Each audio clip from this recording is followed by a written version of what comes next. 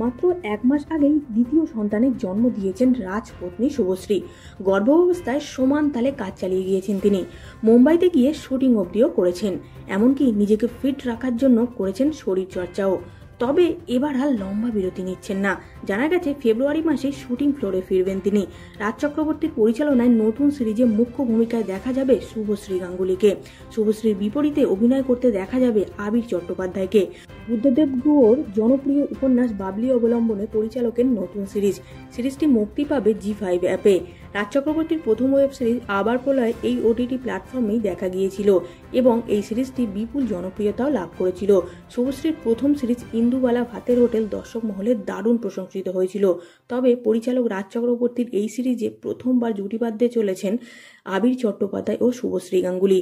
এর আগে ইন্দ্রদীপ দাশগুপ্তের একটি ছবিতে তাদের একসঙ্গে কাজ করার কথা হয়েছিল, কিন্তু জানা গেছে শুভশ্রী পরে সেই প্রজেক্ট থেকে সরে গিয়েছিল।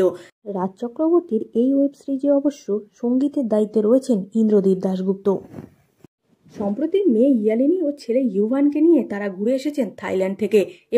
এবার শুটিংয়ে ফিরে নতুন উদ্যমে কাজ শুরু করবেন শুভশ্রী। এই সিরিজেও তার চরিত্রটি যথেষ্ট চ্যালেঞ্জিং। ভিডিওটি ভালো লাগলে লাইক করতে ভুলবেন না। বিনোদন জগতের এরকমই নতুন নতুন ভিডিও সবার আগে পেতে চ্যানেলটিকে সাবস্ক্রাইব করে সঙ্গে থাকুন।